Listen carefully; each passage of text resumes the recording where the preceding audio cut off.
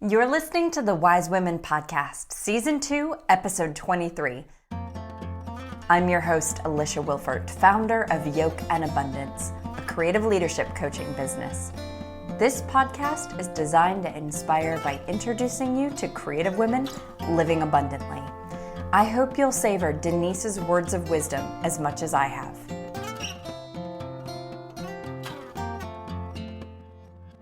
There is so much going on in January, and there are two things I do not want you to miss out on. So first, this is the perfect time of year to order a year ahead spread. What exactly is that? Well, if you have been listening to the podcast a while, you know in each interview, I always pull an animal spirit card for our interviewees. And what I do with the year ahead spread is I create an individualized reading where I pull cards for you for each month of the upcoming year. And then in the middle, we pull a card that represents the theme for your year, for your 2019, so to speak. I love doing this practice for myself at the beginning of the year. I don't actually pull animal spirit cards for me on a regular basis, but I do every year do a year ahead spread for myself. So when you order a year ahead spread, I take a picture of it and I send it to you in an email with a description of what each animal is for each month and what it means. And then I do my interpretation of what that grouping of cards means for you and the year ahead.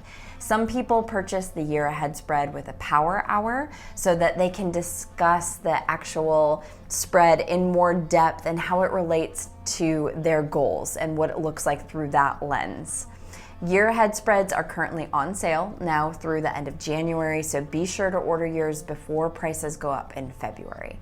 Also, we have our first Wise Women Wednesday panel on January the 30th at HQ Greensboro from 7:30 to 9 p.m. Be sure to register on the website to reserve your spot. It is the best place in town for friend raising, feeling inspired, and connecting to community.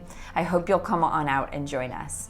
You can purchase the year ahead spread and register for the January 30th panel on the website by visiting www.yokeandabundance.com. Now, I am so excited for you to meet Denise White of My Bald Game is Tight. Denise White has an inner strength and beauty that is just contagious. I cherish any time I get to sit down with her and talk because I feel like she's dropping these words of wisdom that hit me with so much power and so much grace that I am thinking them over and mulling them over for days to come. I hope you'll enjoy this interview as much as I have, but first, a word from our sponsor. This week's sponsor is Triad Local First, a nonprofit, membership-based organization in Greensboro, North Carolina with members throughout the Triad.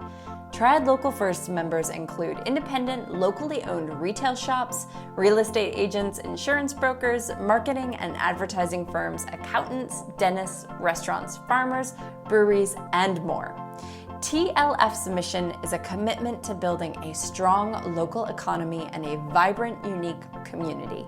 For more information on how to support local independent businesses throughout the year, visit www.triadlocalfirst.com. Denise, thank you so much for coming in today to be on the Wise Women podcast. We're excited to have you. I'm excited to be here. Yeah, so can you tell everyone a little bit about who you are and what you're up to? I am a lot of people and a lot of things. I, first of all, am a mother. I am a wife, and I am a budding entrepreneur. I have a mentor program called Powerhouse Mentor Program, where I mentor girls 9 to 18 years of age. I also have My Bald Game is Tight, which is an alopecia coaching program that I have for women who are living with alopecia and helping them become happy inside of their skin just the way they are. I'm also the IAW, or International Association of Women, mentor program coordinator, and that keeps me pretty busy. Yeah, that's a lot of things. Yes. Yeah. Well, would you like to start with the animal spirit card today? I would love to. Excellent. And have we done animal spirit cards together before? We have. Okay. So you know what to expect. I do.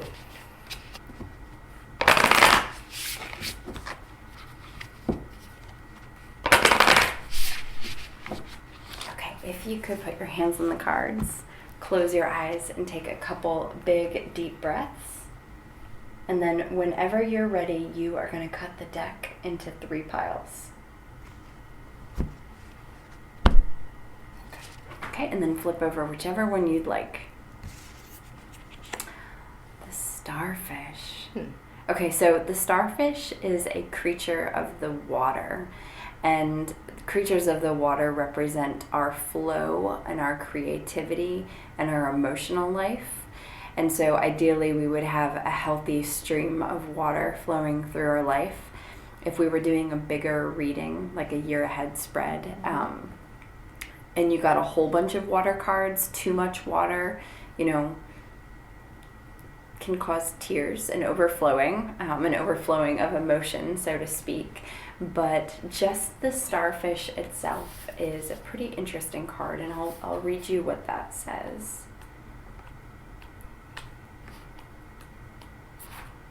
Okay, so the starfish: beautiful, alluring, superficial, or shallow. The starfish is a natural and exquisite beauty, mesmerizing to all. Being around someone with starfish energy is a thrill, like you've been put under a spell of divinity itself.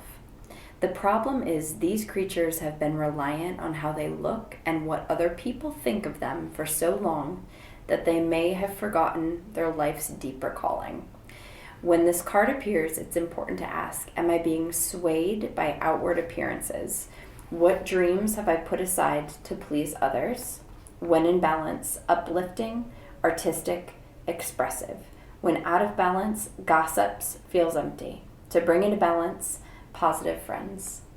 That's excellent. How does that land? Very close to home, actually.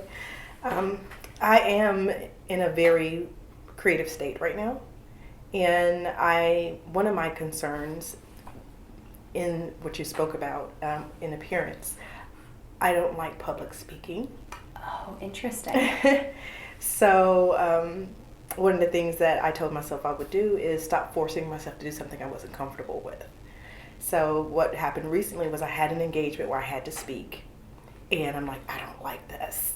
I did it, got through it, got great feedback, but I wasn't comfortable. So that's where it rings true of me being concerned about what other people see and what they're going to say. Mm-hmm. So being on the podcast is great. Yeah, and I bet there's something alluring to saying yes to a public speaking engagement. Because it's like, oh, other people like me. They want me to. Right, they want to hear my story. Right. But then getting up there, it's a whole different. Yes, and I practiced for a week. And it wasn't an event about me. It was a mentor social that I completed. But I had to speak as the hostess. And I practiced for a week, and I typed it up and had it in front of me, and I still was like, I don't want to do this. Right. So that's where I'm working on that. Mm-hmm. But I'm also realizing last year I would have forced myself to have more engagements like that, to push myself outside of my comfort zone. I'm no longer doing that. So I want things to occur organically. So if the opportunity comes where I'm to speak, I will speak, but I'm no longer going to force it to happen. That makes a lot of sense. Yeah. Well, can you tell the listeners, so you've shared a couple really interesting things in the Yoke and Abundance platform. You shared a really beautiful story about growing up, and beautiful in that it's your story. Mm-hmm.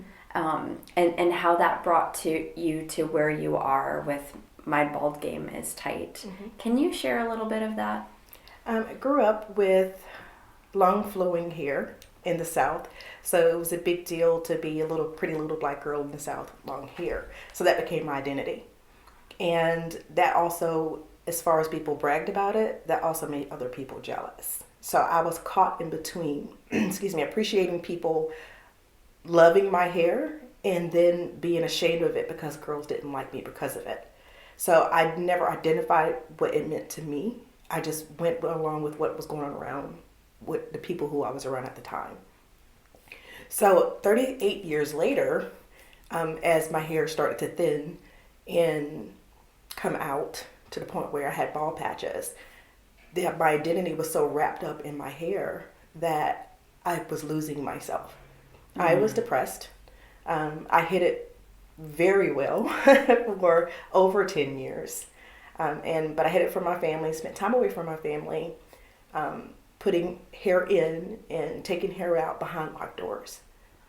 And then when I was in public, I was concerned about what people would think and what could they tell it wasn't mine. So I never was comfortable in my skin.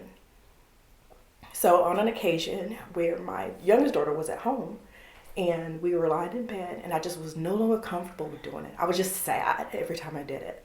So we were lying in bed and I was looking at bald women on my phone. And she looked at me, she said, "They look funny." And I was like, "Why?" She said, "Because they don't have any hair." And I was like, "Well, why do they look funny?" She said, "Because women are supposed to have hair." And I looked at her and I'm like, this is what she doesn't understand. We're not boxed into what's on our head. Yes. And I didn't want her to think, because she's not taught this. This is what she's just ingesting from society. And so I looked at her and I said, "Well, what if Mommy didn't have hair?" And she said, "Mom, you have hair." And I took my wig cap and I pulled it back and her eyes were as big as saucers. So she started laughing, and instead of me being intimidated by that, I was empowered by it, because this was a moment I could change her way of thinking, because I'm her mother. I'm the closest thing that she has to a model of what society is and what it could be. So I got up and went into the bathroom, and I took off the wig cap and I shaved everything off, and I called her into the bathroom, and she looked at me and her eyes once again big as saucers, and she says, "You look like Daddy." And I said, "I do." And she said, "But you're beautiful."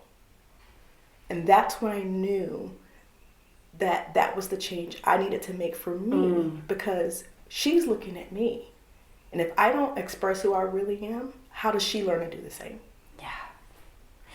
And it's been probably a couple years since that conversation. Have you two had a chance to talk about that? We talk about it a lot.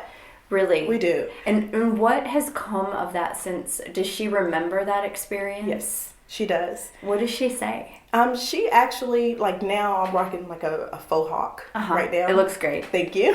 We're moving. So I was doing some cleaning. I'm like, "Oh, there's hair here. So let me just see what I can do with it." So I stuck it in, and it was so much freer of an emotion to do it because I wanted to. For the fun of it. Oh my God, yes. Instead of that you're hiding behind something. And ashamed of who I am.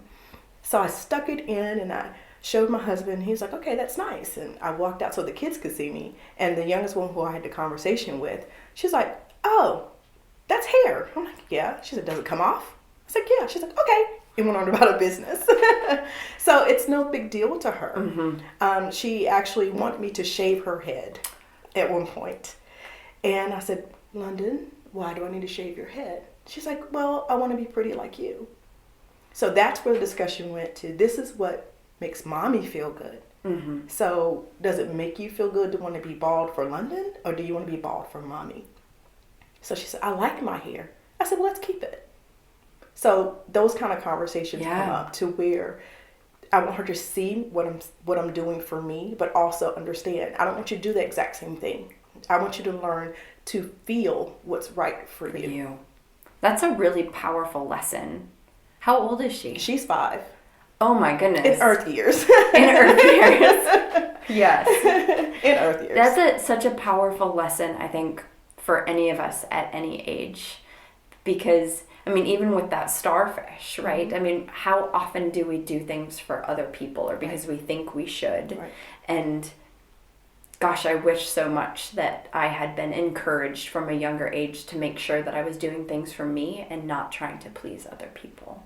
And that's very important for me because my husband and I have 6 kids together. And I wasn't always the person who I am now. So my oldest is 23, and her perception is where mine was at the time. So when I adjusted to being happy with who I am and no longer depressed, no longer stigmatized by, I was diagnosed with bipolar at the age of maybe 30. And I lived it. And she saw me live that. And I lived according to, if I was in a funky mood, didn't want to talk, was outraged, oh, that's my bipolar. And I owned what people said I was. Right. So at 23, she's in that place now where she says, well, I have the same thing. And I'm looking at her and I'm saying, I wish I could go back and show you who you really are and not who I was, because you're mimicking what you saw me do.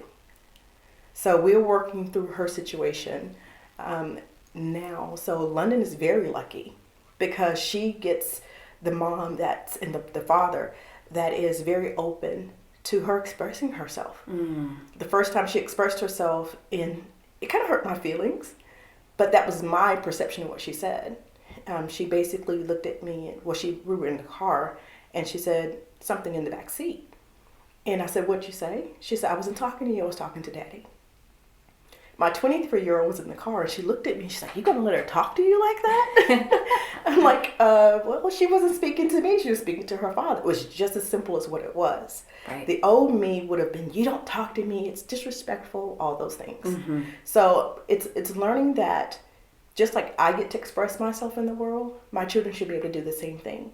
Because if they can't do it at home, where can they do it? Right. Absolutely. Thank you for sharing those powerful messages. With your mentorship program, how much of these types of concepts are you able to share with the girls? And how do you do that in programming? It's the basis of everything we do. So our program now has switched from a group program to community-based, where I'm matching trained mentors one-on-one with girls 9 to 18 years of age. Wow. But the concept of what they learn is the same, but they're doing it on their individual basis in their time. So what I want these girls to understand, and what I want my mentors to share with them, is this is a partnership between the two of them. It is not, I'm your mentor, we do what I say, I know what's best for you, look at where I am in life, and this is where you can be. This is, I am a mentor, you are my mentee, let's work out what we need to do to get you where you want to be. Go. Your way. Yes. And it may not always be comfortable for the mentor, but as long as it's not harmful to the child, and they're learning to express themselves freely, that's what I want them to do. So the mentee gets a choice in the activities. They have to write a report to me saying how they felt when they were out with their mentor. Were they able to express their feelings? So I want them to be able to make choices and guide their own life, and have the mentor basically is a guide, not a teacher to them, but a guide, and bringing out the best in them. I have girls who are very shy and don't want to make decisions.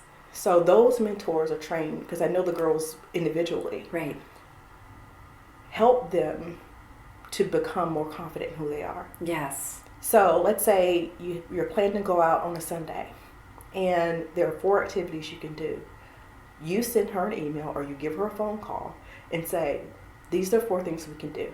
You decide. Because a lot of children are so in tune to, what the adult says. Right. So and being told to do what needs to happen. Because you know better than me. My experience may be different, but I don't know any better than what you know. Yes. So if there are any mothers listening to this, or daughters listening to this for that matter, that are like, that sounds like a really cool program that I want to be a part of, how do they get in touch with you? How do they enter a program like this? What they can do is they can reach out to me on the internet. It's www.baldbeautified2.org. That's BALDBEAUTIFIED.org. Excellent. Wonderful. And can you tell me, so I hesitate with this question because I know how creative you are, and I know how ideas come to you, and how you have your hands in a million different pots, as many entrepreneurs do. But is there one project right now that you are really excited to be working on? And if so, what is that, and what is it that's like propelling you forward in that project? Honestly, as many things as I have started, and many projects and collaborations I've started, honestly, my number one project right now is me. And I say that because last year is when I came into the understanding of who I was. And I was like a toddler, and I wanted to touch everything in the world because everything seemed different. And I wanted to, my energy was strong and positive, and so I was getting all of these positive connections and things I can do. Everything fell into place so wonderfully that I didn't know how to say no. So I am connected to about 8 different projects right now with other people. So this year I've decided I will honor my commitments, but on a pulled back scale, so I can focus on me. Yes. I understand who I am now. I understand that everything that I do can be wonderful, but I don't have to do it all now. Yeah. You can take time. I love that. Yeah, me too. I find that this time of year specifically, I feel myself, I think of the year almost like a breath, an expansion and a contraction. And this time of year for me specifically is a huge contraction. You know, I my undiagnosed SAD, seasonal affective disorder kicks in. I often get sick this time of year, and it makes it a great time. My body physically won't let me be a part of all of the things that maybe I've even said yes to. Yes. And I have to pull back and contract. And it takes me a while to regroup. And everything has to go back to the bare bones of what has to get done. And then as I begin to heal that, it's like I'm able to expand again with that breath of possibility. But it takes a while. And that's the most beautiful way it's been expressed, because I no longer feel guilty about my nose, because my energy has to be good for me. Right. And people who are good for my energy will understand that. Yeah. So I really enjoy it. This time of year, when I was living up under being bipolar, was a big deal for me, because I was all about wanting to change and wanting to get better, and this is the time that I could do it. Yes. But I didn't know how. Right. And that would frustrate me even more.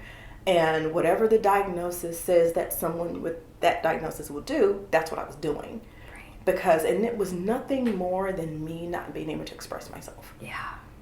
And not understanding it's okay to say no, because I felt obligated to people. I felt guilty, and I beat myself up. Yeah. And so my energy would shrink. My emotions would be all over the place because I wasn't in control of who I was. Yes. So maybe a year ago now, almost a year ago, 3 years ago I stopped taking any kind of medication because I'm not doing this. And then a year ago, my last visit with my nurse practitioner, she looked at me and she said, "So you're not taking anything?"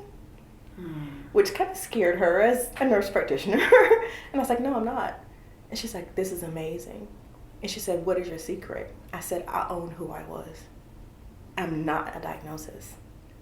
I know what started with me not being able to express myself, and that was trauma in childhood. And the people around me weren't equipped to share how to get through that." Right. So it was only when I came into adulthood that I could look at it and face it and say, okay, this is what I need to do different. I'm not a diagnosis. Right. So it's been a wonderful ride. I don't condone anyone not taking their medication if they're that's not what I'm saying. But for me, I was determined to know I am who I'm supposed to be and not who the world says I am. Yeah. What advice would you give those that, let's focus maybe specifically on the alopecia, someone who is starting to experience that and maybe coming to terms with it for the first time, what advice would you give them? Breathe. It's okay. And that's the hardest thing for someone to understand. It's a very simple process, but it's so complex because we're so bogged down. It's not what we're thinking about ourselves when we start losing our hair. Yeah. It's always, I can guarantee you, it's always what other people are going to say. Yeah. Are they going to think I'm sick? Are they going to think something else is wrong with me? Am I going to be ridiculed? Am I going to look and feel like less than a woman? So for me, I would say to them, breathe. Yeah. You don't have to own anything for the world. Right. Own it for yourself. So if you have alopecia, you're starting to experience alopecia, and you're not ready to shed the hair and shed the wigs and shed the wig, don't. Yeah. Because what you're doing is, to get through this, you need to work on you on the inside. So if it's too much for you to work on you on the inside without hair on the outside, rock as many weaves as you want. Right. I would say, take care of you, breathe, and start looking at what's making you feel less than because of what's on your head. Yes. So work from the inside out. You know, I saw a movie back in October that I feel like is trying to say what you just said. Have you seen the movie Napoli Ever After? Yes. So she doesn't have alopecia, but she shaves her head in that movie. And that, I'm not giving anything away, but you watch a transformation of a woman who wasn't owning who she was, and not significant. And everybody's level of trauma is different. So in that movie, the trauma that she experienced with being told not to be who she was through her hair, as she grew up, and then watching her own herself by taking back her hair was one of the most powerful messages I feel like I as a woman have received through the movies in a really long time. And I feel like it's saying a lot of what you're saying. I was very interested to watch it. And it touched on a lot of different things, like when she, well, I don't want to give the movie away, but it touched on a lot of different things. But what was the biggest thing for me was when she decided this is who she was. Yes. Nothing could change that. Nothing. And that's the most important thing. And like I said, that's sometimes the hardest thing for us to get to. But once we get there, it's the most beautiful feeling. You just have to want to choose to say, I don't like this situation. I don't like losing my hair. And that's okay. Yeah. It's okay. I'm allowed to be sad about it. Yes. And hopefully what that will translate into is an extraordinary comfort in one's own skin. What I get from women with alopecia, what I get from my client who I work with to do a reveal of her beautiful baldness, is she felt and they feel empowered. Right. And what I tell my clients is, we're going to start this journey, but I promise you it's not about your hair. You're going to discover who you really are. And it's basically your hair is gone, and that allows you to start shedding all these other things about who you really are not. You know, you're not beautiful only because. Right. You know, you're not less than because you don't have your hair. So it's about them learning, regardless of what happens outside of me or what people try to say I am me. Yes. And I'm good with that. And that's where we go back to talking to our youth, our young girls, and teaching them that from an early age. Yeah. Whether it's your hair, whether it's a limb, whether it's the color of your skin, there's going to always be something that someone's going to judge about you. But you don't have to receive that judgment. Right. And, you know, this is a question I ask often on the podcast, and I've now just asked you to give this question and answer in a couple other forms, but you have so much wisdom to share, and I think that your particular story is power. You've lived through so much and so many different lives within one life, and I think that you have advice and wisdom to share that can inform other people's paths. And so I'm going to ask this again, but I'm going to ask it from the perspective of the normal wise woman question. So if you could sit, you know, your high school self down, or even your college self down, and say, you know, share some piece of nugget of wisdom that would aid her in what's to come, what would you tell her? I would tell her, or myself, I'm good enough. That life is going to give me a lot of ups and downs. Yes. I'm going to gain and lose a lot of things and people. But regardless of that, I'm good enough. Yes. That was my biggest issue growing up, is not feeling good enough and allowing people to dictate my worth to me.